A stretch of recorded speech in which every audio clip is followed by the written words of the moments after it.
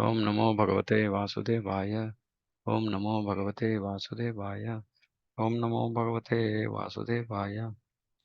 नारायणं नमस्कृत्य नरं चैव नरोत्तमं देवीं सरस्वतीं व्यासं ततो जयमुदीरयेत्।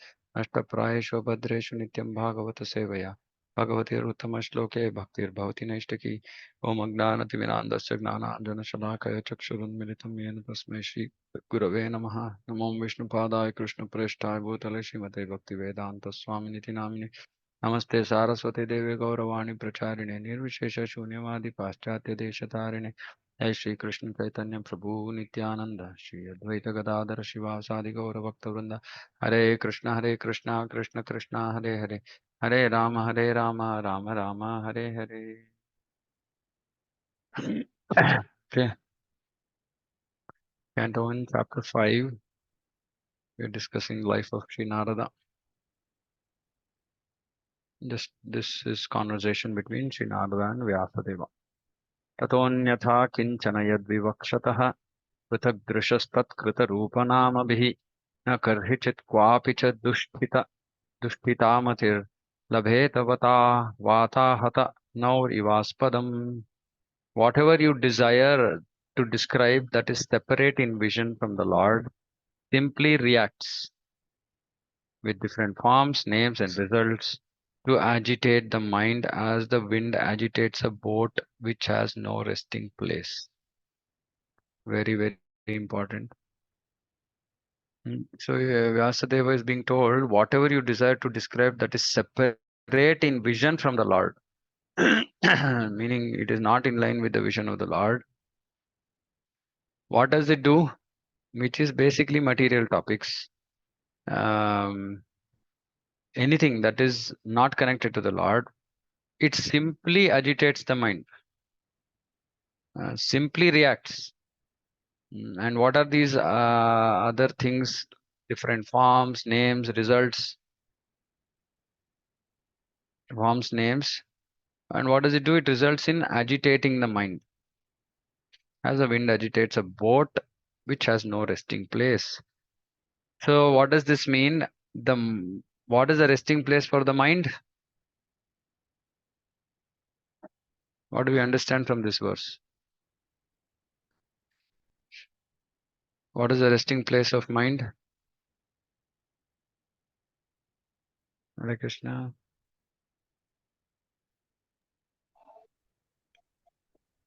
Sense gratification, Prabhuji. No, Material no, time. no. What is the resting place? If it is not in the resting place, then it will get agitated with sense gratification. So in this verse, what is being said that the rest, yeah, The vision of the Lord is the resting yeah, Lord is the resting place of the Lord. mind, meaning topics of the Lord, Lord's etc. is the resting place of the mind. When it becomes separate from that vision, from that, uh, from being in touch with the Lord, what happens? Material things, which means material things, it'll simply agitate the mind. See, it's so powerful. One simple verse like this, right? It's so powerful. It just gives us the reason why we are agitated. We are agitated simply because we are not in touch with the Lord. And that is why Srila Prabhupada said, keep chanting all the time. Because when we are chanting all the time, whether we are fully concentrating or not, somehow we are in touch with the Lord to whatever extent. To that extent, the mind will remain unagitated. So please remember this, the reason for our agitation of the mind. And what does this agitation of the mind manifest as? Irritation, anger, hankering, lamentation, illusion. All these are just because of the agitation of the mind. If the mind is simply satisfied, actually in the 17th chapter, there's discussion about various aspects of the mind and divisions of faith. One of them is austerity of speech. In austerity of speech, one thing is satisfaction. Austerity of mind. One thing is satisfaction. If we are simply satisfied with whatever we have, our mind doesn't get agitated. That is one. Second thing is, when we are in touch with the Lord, mind doesn't get agitated. So the first is for the Gyanis, those who are trying the material or the non-bhakti path, the Gnana path, right, where it is giving up material entanglement by not being in touch with material things. So for them, they're satisfied. They're satisfied with anything and everything. Stita pragna. So that also prevents the mind from being agitated. More powerfully, when we are in constant touch with the Lord, mind doesn't get agitated. Please understand the resting place of the mind is the Lord. Okay, anything else that we are putting into our head, which any other form, name, topics, etc., etc., simply agitate the mind. And it's something that we can observe, we can see, we can experience, right? On every moment we are experiencing this. When the mind is in touch with the Lord, mind is not agitated. When the mind goes on material topics, mind automatically gets agitated. It is a very simple thing, and our goal should be to just stop this agitation of the mind. Immediate goal. And the agitation of the mind will stop only when we are in touch with the Lord. Simple. Very, very simple. Actually, I keep thinking a lot because all of our minds are troubling, including my mind. And I keep thinking, saying that when do I get agitated? When I get agitated, mostly because of right and wrongs of this world, which are all material, which might be still okay, which might be at a higher platform, but still they're right and wrong of the world, which means that this shouldn't have been done, that should be done, this is right, that is wrong. More in terms of right and wrong, and of course, false ego. So these two things agitate the mind, and I realized that actually to be in touch with the Lord at that point of time when the mind is agitated is very, very challenging. Meaning, mind is already agitated. No, I will forget the Lord. I will not think about the Lord because that agitation is very absorbing. It like absorbs us. So we cannot think about anything else. We cannot think about actually, we don't want to come out of that agitation because we like that agitation. So then I was thinking that the only way is actually preventing the agitation, which means that when there are initial signs of that we are getting agitated, we have to simply remember Krishna's name. you know so this we have to understand. If we can try this somehow, just being in touch with Krishna all the time, then it will be, meditation of the mind will stop. Okay, we'll see the purport. Sri Vyasadeva is the editor of all descriptions of the Vedic literatures, and thus he has described transcendental realization in different ways. So all these are path: karma, jnana, mystic power, dhyana, and bhakti. So Vyasadeva has given all different ways of transcendental realization. Transcendental realization simply means realization of things that are above material. Besides that, in his various Puranas, he has recommended the worship of so many demigods in different forms and names. The result is that people in general are puzzled how to fix their minds in the service of the Lord. They're always disturbed about finding the real path of self-realization. So Prabhupada is taking a slightly different route here.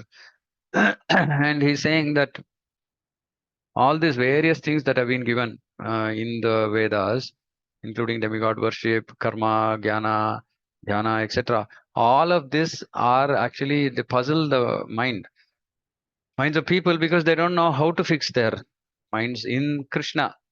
Because they are now fixing their minds in karma, they are fixing their minds in jnana, in dhyana, in some kind of aradhana, demigod worship, etc. Now, how will they come to just bhakti and fix their mind there? So it's very disturbing. It's very difficult. Ila Narada Deva is stressing this particular defect in the Vedic literatures compiled by Vyasadeva, and thus he's trying to emphasize describing everything in relationship with the Lord and no one else. See, sharp intelligence of Srila Prabhupada, sharp intelligence of great devotees like Sri Narada. In all that, they can find the root cause. This is very, very important actually. That is why we should always, when we are confused about life, about decisions in life, we should go to devotees who are clear in thinking, meaning who are actually not emotionally entangled. Our thinking will also be clear generally when we have to think about somebody else. But when we have to think about ourselves, we get confused, right? Because attachment, simple, right? So in those situations, we should never take important decisions. I told this before as well, I think.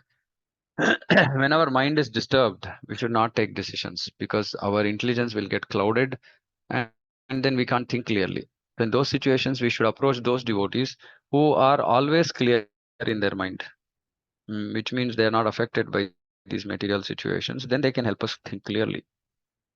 Uh, but I've seen generally devotees, they don't want to take shelter of other devotees. It's a big problem actually in ISKCON.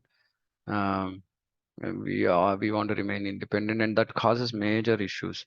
Because see, devotees can actually see very clearly. Um, because they have the Guru Sadhu Shastra, and they are not affected materially. Their intelligence is not clouded, spiritual intelligence. They can actually give us direction. It's very, very important. Unfortunately, I don't know how this whole thing of, uh, you know, uh, submission to senior devotees is missing in ISKCON and slowly decreasing, which was not unheard of, in the time of when Srila Prabhupada was present here on this material world. Neither do we surrender fully to Guru nor to senior devotees. How will you make progress? In fact, there is nothing existent except the Lord. The Lord is manifested in different expansions. He is the root of the complete tree, he is the stomach of the complete body. Pouring water on the root is the right process to water the tree, as much as feeding the stomach supplies energy to all parts of the body. Therefore, Srila Vyasadeva should not have compiled any Puranas other than the Bhagavata Purana, because a slight deviation from that may create havoc for self realization, which it has created. Today, is really situation is very, very bad in other parts of the world anyway, because they don't have access to Vedas at all. It's pathetic. Even in India, because of this, so many different methods, so many different uh, forms of worship, faith, etc., etc., it's created havoc. People don't want to hear at all. In spite of us shouting loudly, people don't want to come. If a slight deviation can create such havoc, then what to speak of deliberate expansion, the ideas separate from the absolute truth, first and you've got it. Deliberate expansion of ideas. So Prabhupada is saying these Puranas are deliberate expansion of ideas which are separate from absolute truth, which is Dharma, Artha, Kama, Moksha also. So we have to be very careful. Slight deviation can create havoc.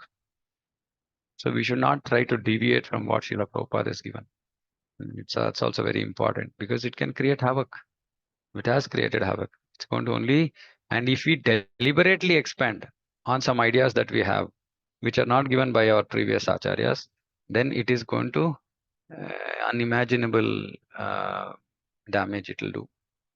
And so we have to be very careful. The most defective part of worshipping demigods is that it creates a definite conception of pantheism. Pantheism basically means that a person or jiva is powerful. That one, right? Uh, Ending disastrously in many religious sects, detrimental to the progress of principles of Bhagavatam. Because principles of Bhagavatam is surrender to Krishna, but general demigod worship is surrender to anybody, and anybody is powerful. Anybody can become God like that. So it is disastrous. And Bhagavatam alone can give accurate direction for self-realization in eternal relation with the personality of Godhead by devotional service in transcendental love. Prema Bhakti. This is Prema Bhakti. Only in Prema Bhakti can we actually achieve that eternal relation. Um, yeah, we talked about Prema Bhakti in Madhurya Kadambi. We can either have Prema to Krishna or Prema to material life, material world. So we have to decide. The example of the boat disturbed by whirling wind is suitable in this respect. The diverted mind of the pantheist can never reach perfection of self-realization due to the disturbed condition of the selection of object. That means that his mind is also focused but on something which is not the Supreme Lord, so it is disturbance. Mm. So, and for us, yeah, while in this context, Prabhupada is explaining Puranas and demigod worship and other things disconnected with the Lord. For us, it is simply material sense gratification because we are already on the platform and we are trying to practice bhakti. Okay. जुगुप्सितं धर्मकृते अनुशासतः स्वभावरक्तस्य महान् व्यतिक्रमः यद्वाक्यतो धर्म इतीतरः स्थितो न मन्यते तस्य निवारणं जनः. The people in general are naturally inclined to enjoy. Narada Muni is saying they're naturally inclined to enjoy. And you have encouraged them. In that way, in the name of religion, uh, dharma, artha, kama, encourage them. This is verily condemned. Is verily condemned. Ardhaman is condemning this. Guru is condemning, and is quite unreasonable. It shouldn't have been done because they are guided under your instructions. They will accept such activities in the name of religion and will hardly care for prohibitions. See, this is very, very important again. Now, generally, people are inclined to enjoy, right? Okay, let's discuss this. This is an important topic. Now, yeah, we all understand that people in general are naturally inclined to enjoy. Um, so how is this enjoying propensity curtailed?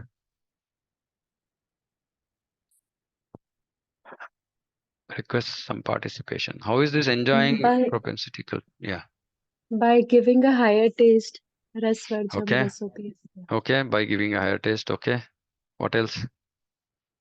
By following the four regulative By principles. following principles. By following four regulative. Actually, Prabhupada doesn't specifically highlight four regulative principles. You search in Bhagavad Gita, Bhagavatam, he generally says the regulative principles. Actually, in our mind, we assume that it's only four. No, those four are just gross. Those four are gross, which we should absolutely not think of, overriding them, right? But regulative principles basically talk about regulations in bhakti. Regulations in bhakti are very, very less compared to other paths, right? Like jnana, etc. But it's there. It's still there. Now, let's understand what is the need for these regulations. Why are there regulations? Prabhuji, it disciplines you. Ah, I don't know about the. Now, suppose many of them tell me, "What if it is not like this?" What I said, even if it is nothing, you're so peaceful now. You're not having mm, illicit sex. You're not gambling. You're not drinking. Your life is so disciplined, and it becomes. Even suppose my husband comes in late. I'm not a devotee. I'm a karmi. But then you're so peaceful if you're following the four regulative principles. yeah, No problem. yeah. 90% of your battle in the Grasta ashram is finished. Yeah. So one is this four regulative principles. I'm also broadly talking about more in general principles, right? So when we follow principles, principles are intended to curtail this natural inclination to enjoy, irrespective of whether it is right or wrong. That is the intent of these principles, right? So we have this natural tendency to enjoy. To prevent or to curtail that enjoying propensity, we have to follow principles. Like I said, four regulative principles are gross sense enjoyment. Other principles are also there to prevent, maybe it's not so gross, but other forms of enjoyment. So principles should not be given up. Of course, all principles are meant to help us remember Vishnu and never forget Vishnu. All that is there. But we have to understand that these principles cannot be given up. We cannot just say that, okay, I'm going to just wait for that higher taste to come. Till then, I'm going to just follow whatever bare minimum I can. When the higher taste comes, then automatically, anyway, I'm going to be in full control and nothing will, bother me. But we will never come to higher taste if we are not following the principles. And see here, because Narada Muni is condemning, is chastising Vyasadeva for allowing people to enjoy. mm, Authorized way to enjoy. So this is very, very important. As leaders, actually, all of us are leaders, right? In different ways and forms, we are preaching at home through our actions, words. We are preaching to other people. We are preaching to society by being in the attire of a devotee. We are preaching to the society. Now we have to be very careful that we should not become like this. Like we should not become reasons, or we should not um, let people become encouraged by us. And because we are letting them do whatever they want. By letting people do whatever they want, we are encouraging them, right? And by encouraging them, the natural inclination to enjoy will not get curtailed, right? So the sense gratification propensity will not go, and it becomes so big that we feel that, oh, this is formidable, I can't really overcome this at all. when they are guided by instructions of people who superiors, but who are not very strict, then people will simply accept it and they'll be happy to do things which are not supposed to be done. So then they will not care for prohibitions. So let me just make it clear. So there are prohibitions. We're supposed to follow prohibitions, right, which are rules. Then somebody comes and tells us, no, no, no, this is not required, it's okay, you can just do whatever you want. Then what happens? We have given them now permission to do something which is prohibited, right? If I am a person in authority and I'm letting this happen, right, then what will happen? People will just be guided by our instructions, and their natural inclination to enjoy will remain. They will continue to try and enjoy even while doing bhakti. And Narada Muni is very clearly saying this is very condemned and is quite unreasonable. So a person who allows this is not good. It's not good. So we have to respect these prohibitions, because this natural propensity to enjoy independent of Krishna is what is the reason why. The reason why we are here. Uh, so, and the prohibitions, restrictions are actually intended to curtail this. And if, as spiritual authorities, if we are not helping people, making, first of all, giving them an understanding why they have to follow certain rules and regulations, and and moreover, if we suppose let them do whatever they want, then people will hardly care for any prohibitions, and their natural propensity to enjoy will not get curtailed, and this is not acceptable. Quite unreasonable. So we have to understand what Prabhupada has said. Of course, the easiest way to actually get the strength to follow rules and regulations is by actually experiencing the higher taste, right? Which requires me. I mean, if I have jaundice, I'm not going to myself eat sugar candy or sugar cane juice. Somebody is going to be give it to me and pour it down my throat, right? Only then slowly I will regain that taste. So that is the reason, again, I'm referring to the need for spiritual authorities who are pakka, and then we can then guide others as well on this path. Srila Vyasadeva's compilation of different Vedic literatures on the basis of regulated performances of fruitive activities as depicted in the Mahabharata and other literature is condemned herewith by Srila Narada. So karma kanda is being condemned. The human beings, by long material association, life after life, have a natural inclination by practice. By practice, we've been practicing this to endeavor to lord it over material energy. What a wonderful statement. Huh? We've been practicing in multiple lifetimes to endeavor to lord it over material energy. They have no sense of the responsibility of human life. And the human form of life is a chance to get out of the clutches of illusory matter. The Vedas are meant for going back to Godhead, going back home, to revolve in the cycle of transmigration in a series of lives numbering 84 lakhs is an imprisoned life for the condemned conditioned soul. Condemned. Condemned means punished. And the human form of life is a chance to get out of this imprisoned life. And as such, the only occupation of the human being is to re-establish his lost relationship with God. Under the circumstances, one should never be encouraged in making plan for sense enjoyment in the name of religious functions, and definitely not in the name of spiritual functions, right? We should not make a plan for sense enjoyment. Please note these statements have very deep meaning, right? We can't just ignore them. Prabhupada is saying, don't make plan for sense enjoyment in the name of religious functions only. What about spiritual functions? So we have to be careful. We should in no form, way or form allow for sense enjoyment, right? Prabhupada writes in Bhagavad Gita saying it must be only as much as is required. Of course, senses have to be gratified only to the extent that is absolutely required, which is tongue mainly, biggest problem. Tongue needs, okay, we need food. Okay, we need tasty food. We don't want to eat like something which is spoiled.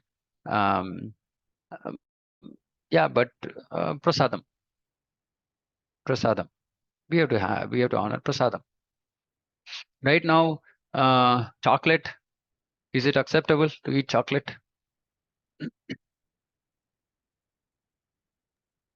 No, Prabhuji. Hare Krishna. Mhm. If you offer to God, Oi. Chocolate is mode of Rajoguna, Tamoguna. We're not supposed to offer any of these to Krishna.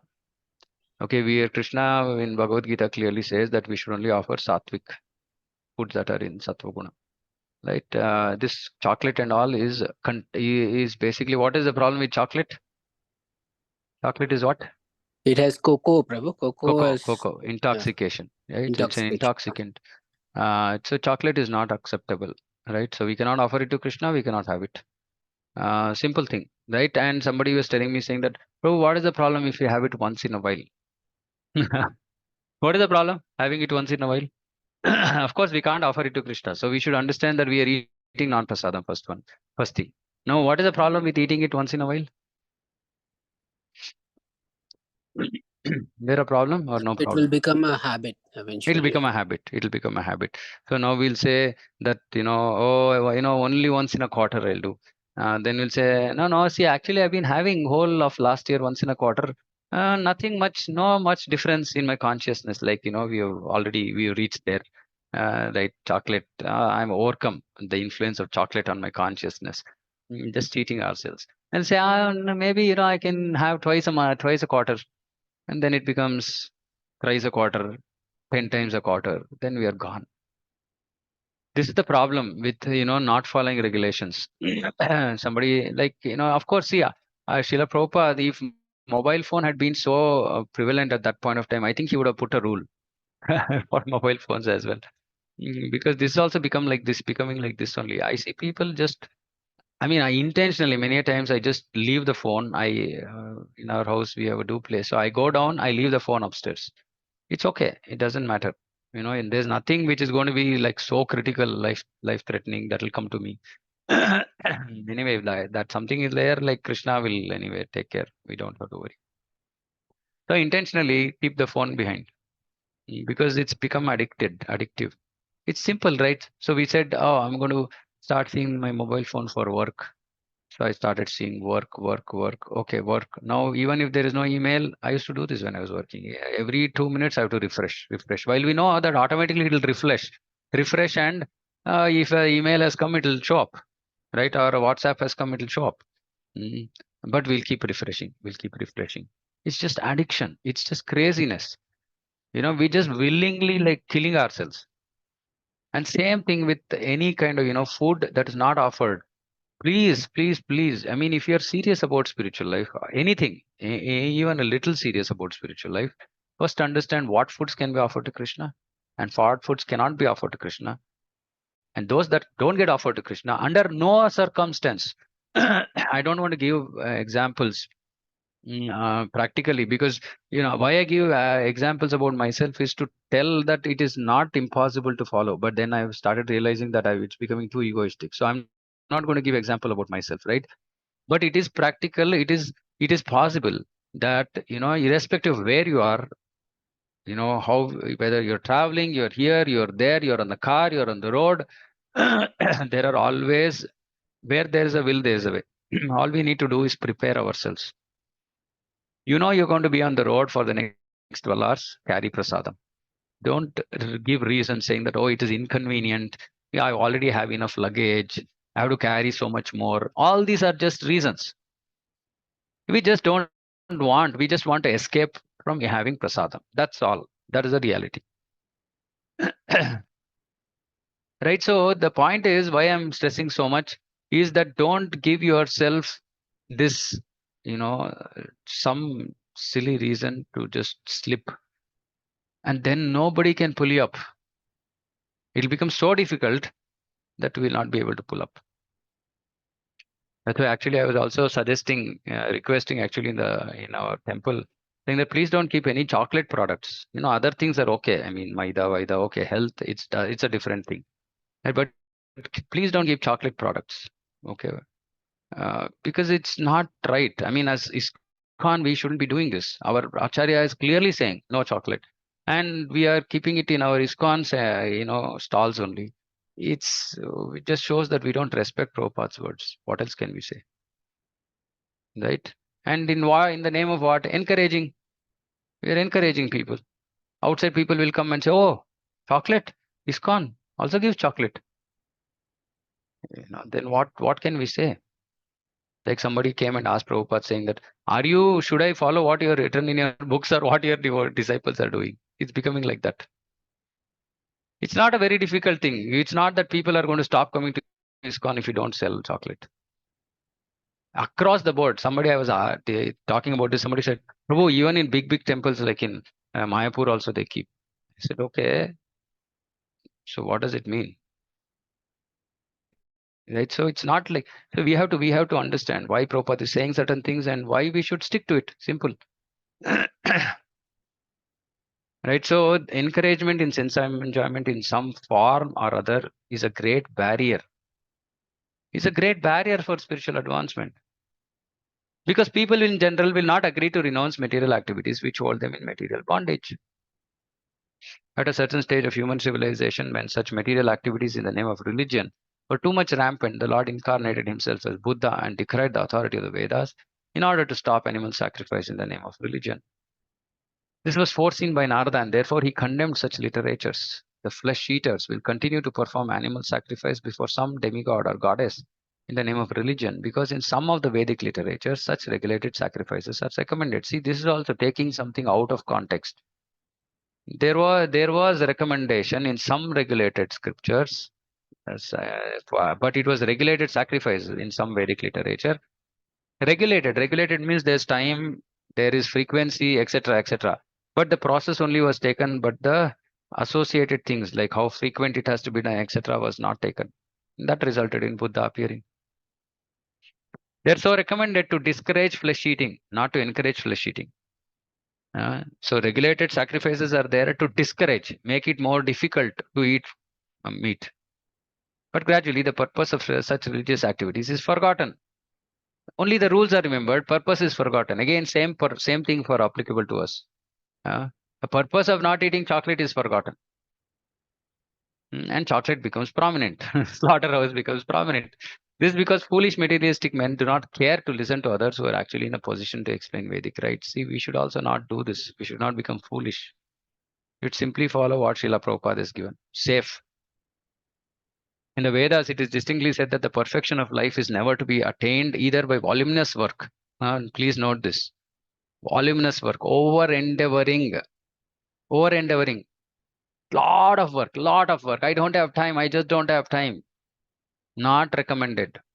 Or by accumulation of wealth, or even by increasing the population. But it is so attained only by renunciation. The materialistic men do not care to listen to such injunctions. According to them, the so-called renounced order of life is meant for those who are unable to earn their livelihood because of some corporeal defects, or for persons who have failed to achieve prosperity in family life. So you become a sannyasi. Otherwise, sense gratify, enjoy life. How best you can enjoy, that much you have achieved success in life. This is our mantra. In histories like the Mahabharata, of course, there are topics on transcendent subjects along with material topics. The Bhagavad Gita is there in the Mahabharata. The whole idea of the Mahabharata culminates in the ultimate instructions of the Bhagavad Gita that one should relinquish all other engagements and should engage oneself solely and fully in surrendering unto the lotus feet of Lord Krishna. Prabhupada is not mincing any words here. What is the purpose of Bhagavad Gita? This is the ultimate instruction. All other instructions are just subordinate to this, right? One should relinquish all other engagements. Clear? Is there any doubt here? Is there any chance for misinterpretation? Relinquish all other engagements. Should engage oneself solely and fully. Again, no scope. Prabhupada is a lawyer. And no scope for any kind of creep. Oneself solely and fully in surrendering unto the lotus feet of Krishna. So we should understand that this is the ultimate instruction. If we are not able to follow that, that's okay. But we should at least know that this is the direction. But we should not propagate against this. We should not say, no, no, no, nothing like that. We can keep doing, we can keep engaging in other activities also. Where is it being said? It's not said in Bhagavad Gita. Krishna did not say this. This is misinterpretation of Shastra for our convenience. But men with materialistic tendencies are more attracted to politics, economics, philanthropic activities. See, if we are attracted to any of this, that means it's just materialistic tendency. It's not Krishna consciousness. These are mentioned in the Mahabharata than to the principal topic, namely the Bhagavad Gita. The compromising spirit of Vyasadeva is directly condemned. See, look at this.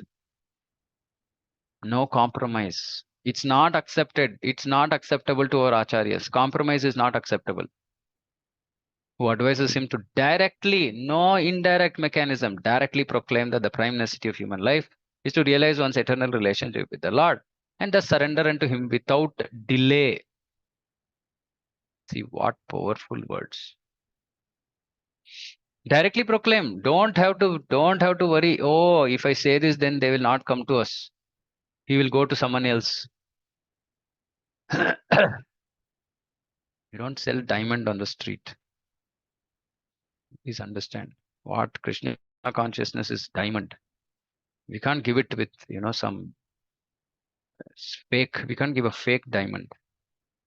A patient suffering from a particular type of malady is almost always inclined to accept eatables which are forbidden. The expert physician does not make any compromise with the patient by allowing him to take partially what he should not at all take. I experienced this with my doctor.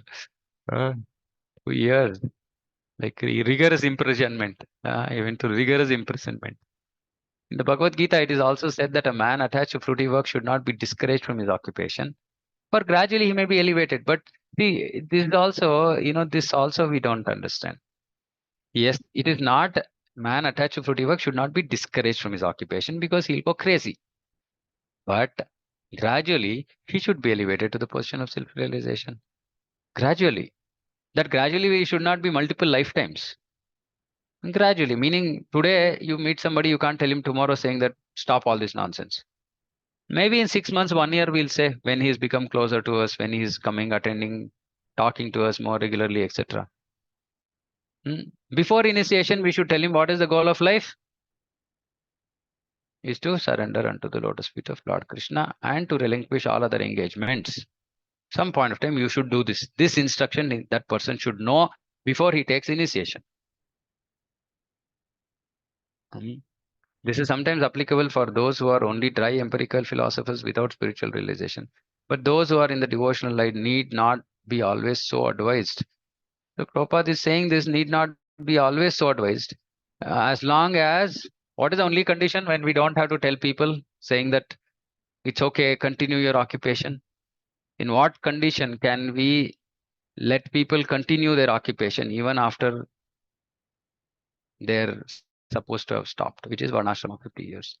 Even beyond 50 years, when should what condition we should not advise people to give up their occupation? Only condition is if they are earning and completely giving everything for Krishna, then they don't have to be stopped. Because it's actually directly devotional service. Otherwise, if they're doing for their own sense gratification, then they should be stopped. See, this is all very clear, right?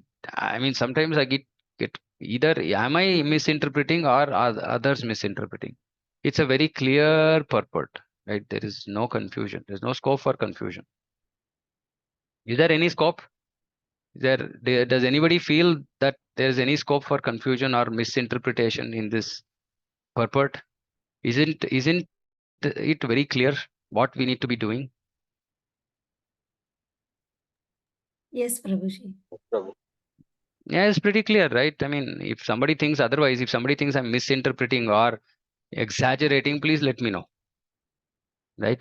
Because it has to be understood. When we speak things like this, it's not, I am not saying this. Who am I to say anything? I'm just, this is what Prabhupada is saying. And if I read this, how can I understand it any different? I can't understand it any different. See, it's okay to understand that, okay, I'm not able to follow this. This is okay. It's okay. It's perfectly okay. right? There are still so many things that Prabhupada is writing in his books, which I am reading, but I'm seeing, okay, I'm not able to follow this, but I'm not rejecting it, nor am I getting discouraged.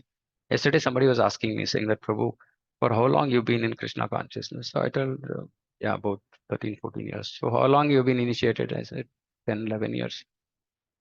You're still not Brahmin initiated? I said, no. Why is it like a rule that if you're 10 years, 12 years in ISKCON, you should be Brahmin initiated? I said, no. Why? Said my Guru Maharaj has clear directions, and I don't feel myself qualified because I am not living like a Brahmana. I don't want to take Brahmin initiation. What is the point in taking Brahmin initiation if I'm not living like a Brahmana? It's a simple thing. These things are very, very simple. It's all very clear. It's given, right? But we don't want to stick to it. We want to do our own way. So it is just simply interpreting. We're just giving some other reason. So we should understand. I mean, these rules are there to help us, not to discourage us. We should not run away from these rules. So whatever is there is there.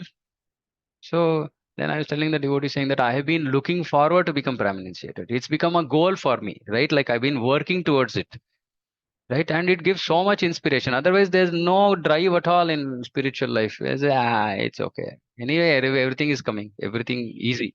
I can do anything. That's what is. I mean, Krishna is not going to be available so easily. We can do anything here. Krishna is not going to be available cheaply. To achieve Krishna, we have to struggle. We have to fight for it. Fight with our own, all contamination. So some of these rules actually, they help us. They help us actually to go closer to Krishna, not away from Krishna. Many people think if given easy, it's easy, right? Oh yeah, he got Brahmin initiation. Now what is he doing about it? Eating Jain food. Somebody was telling me, Prabhu, why is it not okay to eat Jain food outside? Yeah, all kinds of stuff. Anyway, so the point is things are very clear in Prabhupada's books. All we need to do is just make up our mind to follow them and not interpret, misinterpret, or speculate. Like just say Prabhupada says, right, and then say something which Prabhupada never said. That's not going to help us. That's not going to help us achieve our goal. And why we want to? What is our goal? We read that in Madhurya Kadambini. Unimaginable situation that is, right? But that's not cheap. Let's be very clear. It's not cheap to get that. While it looks, but it's not cheap at all. So if we follow these, then yes, it becomes very easily achievable. Okay, stop there. Any comments, questions? Hare Krishna, Prabhu. Hare Krishna. I have a question, please. Yeah. Prabhu, in this purport, we have a sentence. Under the circumstance, one should never be encouraged in making a plan for sense enjoyment in the Yeah. name of religious functions or Yeah. spiritual. Prabhu, many times when there is a festival in the temple and there's Abhishek and all that, you may not be inclined to go, but you go there for sense gratification. Many times it happens. Yeah. What is that? Because of the kirtan Yeah. or for the prasadam, or Yeah. to be a part of the festival, then Yeah. what Dress does nicely. To dress nicely and go there that? maybe. Yes, to dress nicely. Yeah, somebody will say, "Naya kharida kya? Naya sari kharida." Oh yeah, Exactly, Prabhu. exactly. You've caught the horse by the horse. Yeah, I mean, see, actually, Krishna consciousness is so beautiful. The beauty about Krishna consciousness. I used to do this actually. Initially, when I started doing kirtan, I was very, very. I was floored by my own voice. It's not great, but just like somebody came and said once saying that your kirtan is good. I was like, okay. From next time, I have to do. I should go to the festival. Why? Because somehow I should get a chance to do kirtan. And whatever I was stealing these opportunities here, there somehow, and doing all that, and then fortunately over a period of time, that propensity to sense gratify went away.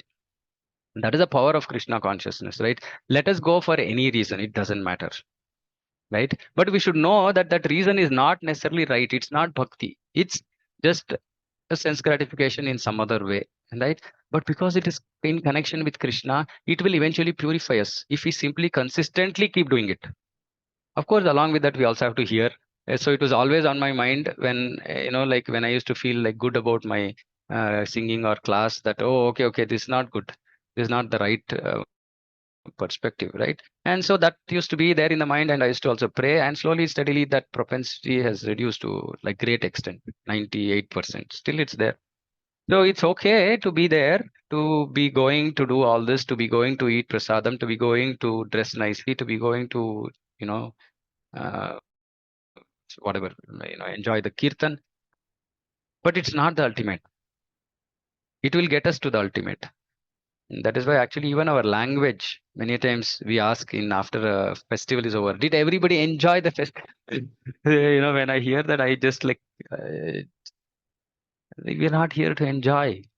We're not here to enjoy. We will automatically enjoy though. We are not here to enjoy, but we'll automatically enjoy. If Krishna is happy with our service, automatically we'll enjoy. But by asking in a crowd, saying that, did you enjoy? Automatically, what is it that we are feeding into the minds of people who are, many of them will be new, right? And they'll say, oh, nice. I come to the temple because I can enjoy. It's okay initially, but somebody at some point of time should tell them, saying that, hey, you're not here to enjoy. You're here to give enjoyment to Krishna. And how do you solve this then? How, I mean, you have to ask the Prabhu. Did you enjoy the festival? No, Or do not you like enjoy. Did you coming? enjoy the fest? No, no. Why should we say enjoy the festival? I mean, like, we can say all the devotees were so enthusiastic in kirtan. We hope that Lord is pleased. Okay. And Yeah. Prabhu, when you ask for a feedback, Mm. what is the feedback like from? Okay, now I certain. अच्छा रथ यात्रा हुआ. Prabhu, क्या feedback थी? क्या ये थी? Yeah, Most of yeah, it which is is for sense gratification, enjoyment only. yeah. Okay, But we as now, as management, right. we can look at it in a constructive way and say, how can I make How was this the Lord more pleased? spiritual, Yes. right? How can I make it throughout the pleasure of the Lord? Right? Yes, See, Prabhu. people have to be brought to that platform. Unfortunately, if you don't tell them at all, they'll be happy to remain on that platform, You right? have to change the And it language. supports sense gratification. It's Yes, unfortunately, Prabhu. it's see, and It is. Noted, Prabhu. Noted. noted. Thank you, Prabhu. We will try to. He will try to change the language because it's such a over the period of time it's difficult.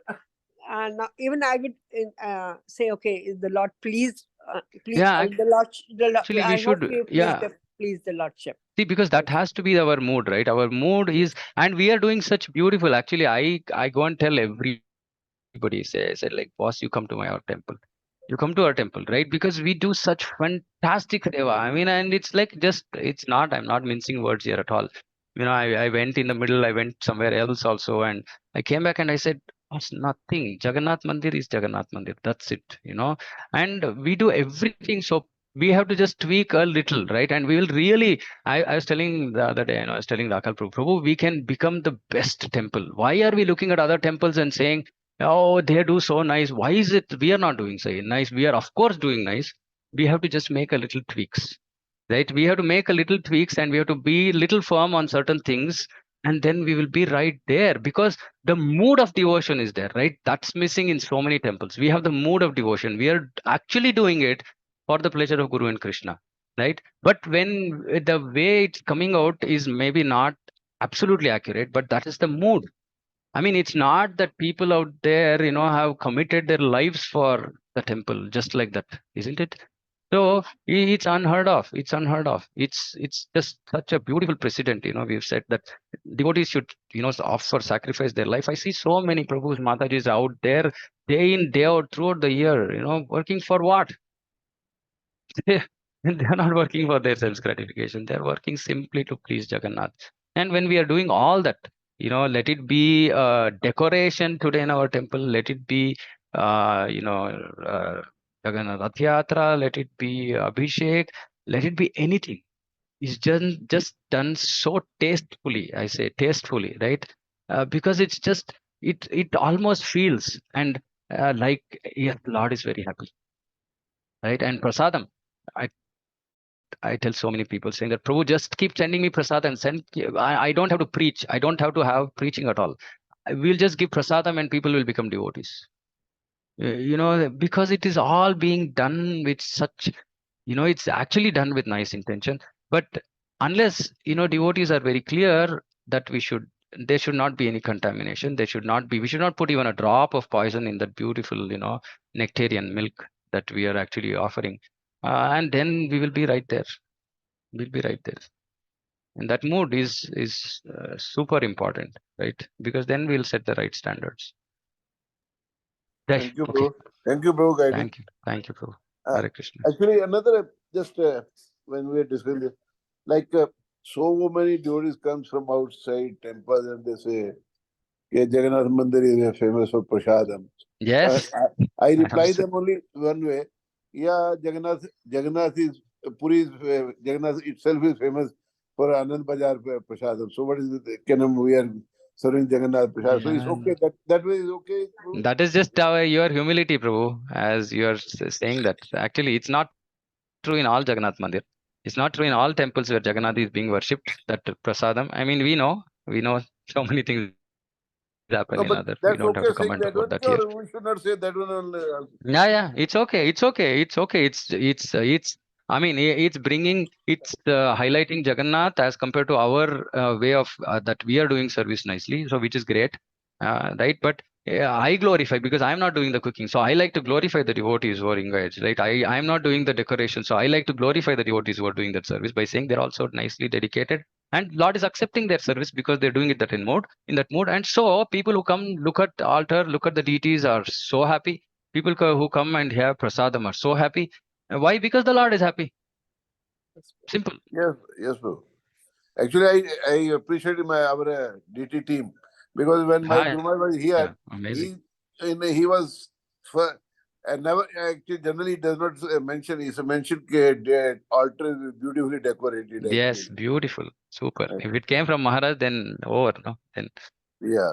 it's amazing. It's just amazing. Yeah, very nice. Actually, many aspects we are. Yeah, I mean, the whole idea is that we have to stick to certain, certain Yeah, do's and certain. don'ts, and we'll be there. We'll be there. But actually, we discussed. I could have discussed personally, but okay, let everybody here. Certain things, bro, I have to adjust as a what you say, congregation temple things actually. And Mm. if it is a full-time temple, you can do whatever you want. So that there's something. Sometime I had to. I feel compulsions to do something actually like that way. Okay. How to overcome that thing actually? Because my nature is that nobody should get unpleased with the Jagannath Mandir. I try to that way actually. Okay? I try to myself adjust Okay. and that way. Okay? So my only point is like, I mean, I don't, I mean, obviously we can discuss it out offline also. See, the thing is, we are, like I was saying, we are doing all these things so nicely that it's very difficult that people become displeased with Jagannath Mandir. Actually, like if somebody is really like cranked, right? I mean, cranky. Like, I mean, what is the reason? We don't ask people. We don't give coupon. We don't do this. We allow people to come and have prasadam. We allow people to come and sing. We allow people. What are we restricting? Where is it? What is it that we are doing which will make people unhappy? But I can't think it's of a anything. it's a difficult, thankless job, difficult job, Prabhu. I know every day some more issue I have to solve between this, that. So many every day something is there ना actually. प्रभु वो तो रहेगा ना वो रहेगा like what I'm saying is that what we are doing already is so nice that people will actually accept it very nice, right? The problem comes actually not from outside. Problem comes from within inside, Yeah, right? No, within. how many people who are outsiders will come and say you're not doing a good job? I mean, I'm saying No, no. one small center we have in Hulimavu, people come and they appreciate nothing. We don't have DD, we just trying to sincerely serve, that's all, right? People come and say it बहुत अच्छा था. Right, I've never seen anybody, even I mean, in our temple for so many years now, anybody coming and complaining. The only thing they've said, which obviously we have to work on, is prasadam distribution during festivals. Right, that people have given feedback, right? But they never comment on the prasadam. They say, "Oh, wonderful! I was waiting, for in line. There was, so much of pushing, pulling, but prasadam was amazing." Right, so many 7 items of prasadam, 6 items. I mean, I'm saying we never do anything like we don't hold ourselves in serving the Lord. We do it so nicely. We want to serve the devotees also who come. So we don't have to compromise. Even if we don't compromise, devotees, people who come will be absolutely so much happy only. By not giving the chocolate or not doing something which we are doing today, it's not going to reduce their happiness. That I feel very clearly Actually, confident. actually chocolate was this time was slightly kind of you can say misunderstanding or something. But Govinda does not sell chocolate. They only caram. They kind of actually they use actually. Govinda Okay. always use caram. Okay. Okay. As long as you, it's fine, Prabhu. I'm just whatever I. Yeah, no, because they Govinda actually I checked with Srivas Prabhu. Okay, he said he used only caram actually. Okay. Okay. And but Vinoda this time he kept actually. Next time we'll be careful actually. That's all. He has to be careful. Yeah. Okay, Prabhu. But Right. but how to no? My point I was not asking. In devotee unnecessary, I feel there are so much they can come out with the problems and unnecessary waste. I feel waste of time is there. Some Yeah. issues on own lingering that again and again same things actually. पढ़ाना है bro उनको बस we have to just make them read Prabhupada's books. Whoever is, you do one thing, whoever comes to you to crib, you ask them to read, you tell you read 10 pages of Prabhupada's book and then come to me and talk. Okay. I'm saying simply they'll only figure out that they're doing some nonsense, right? And they'll stop. Right. Because And Prabhupada's books made so clear, right? We just want to create problems.